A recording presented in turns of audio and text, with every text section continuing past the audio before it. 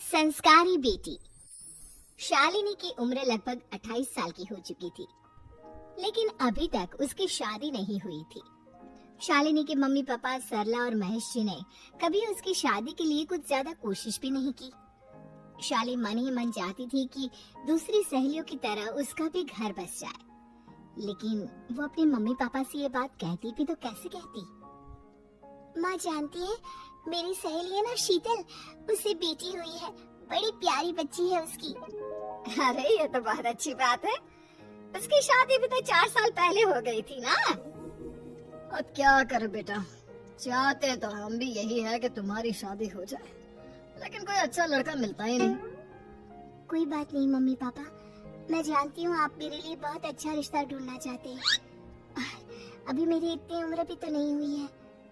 अच्छा शालिनी बेटा, क्या है ना, मेरे पास नई साड़ी नहीं है और मुझे किटी पार्टी में जाना था, तो इस महीने तेरी तनख्वाह आ जाए तो एक नई साड़ी दिलवा देना बेटा।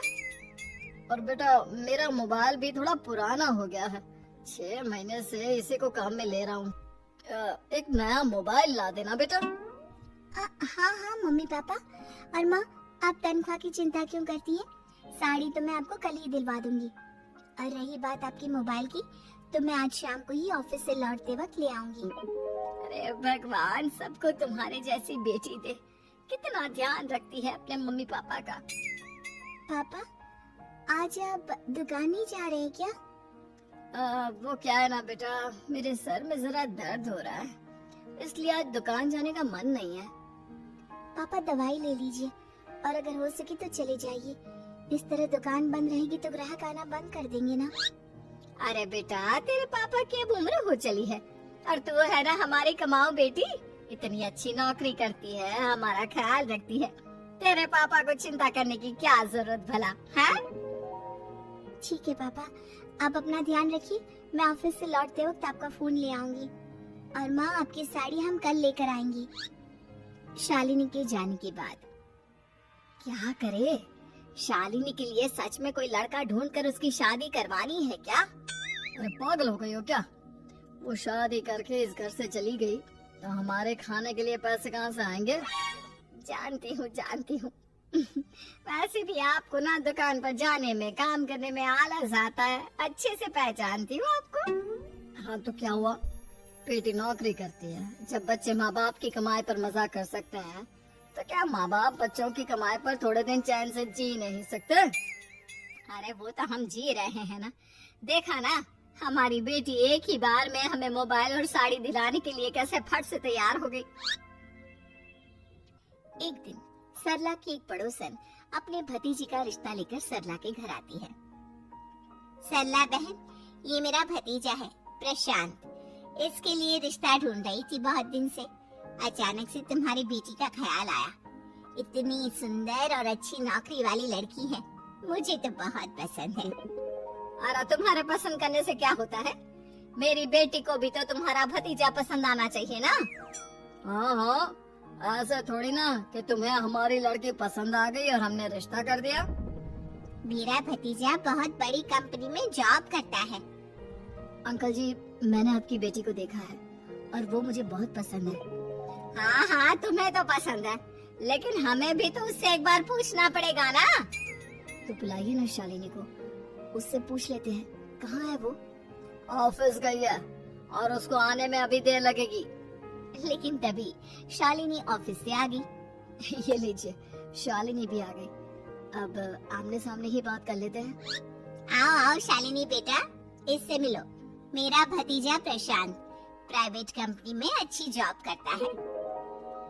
अब बेटा तुम्हें ये लड़का पसंद है क्या? देखो बेटा, सोच समझ कर हाँ करना, तुम्हारे ऊपर कोई जबरदस्ती नहीं है। मम्मी पापा, प्रशांत की जॉब और उसकी बातें सुनकर मुझे तो काफी अच्छा लगा। मैं उससे शादी करने के लिए तैयार हूँ। ये लो, सारा मामला यहीं के यहीं निपट गया। लड़का और लड़की राजी हैं, तो अब हमें क्या। सरला की पड़ोसन और प्रशांत वहाँ से चले जाते हैं। अगले दिन, क्या हुआ मम्मी पापा, आप इतने उदास क्यों लग रहे हैं? वो क्या है ना बेटा, तुमने शादी के लिए हाँ कर दी उस लड़के के साथ। तो क्या हुआ माँ, उस लड़के में कोई खोट है क्या? आपको वो पसंद नहीं? अरे नहीं नहीं बेटा, जिसमें तुम्हारी खुशी उसमें हमारी खुशी। हमें भी लड़का पसंद है। तो फिर क्या बात है? अगर कुछ भी है तो आप मुझे बता सकते हैं। तुम्हारी माँ ये सोच सोच कर परेशान है कि तुम्हारे बाद हमारा क्या होगा। तुम हमारी इकलौती बेटी हो, हमारा बुढ़ापा कैसे कटेगा। अब बेटा, हम अपने बारे में सोचकर तुम्हें जिंदगी पर शादी करने से रोक तो नहीं सकते ना। जाओ, तुम अपनी जिंदगी में खुश रहो, हमारा क्या है, जैसे तैसे जी लेंगे। हाँ, बात तो सही है बेटा। कैसे भी करके मैं दुकान का काम कर लूंगा। तुम और प्रशांत शादी करके खुश रहो। अपने माँ बाप की बात सुनकर शालिनी काफी दुखी हो जाती है।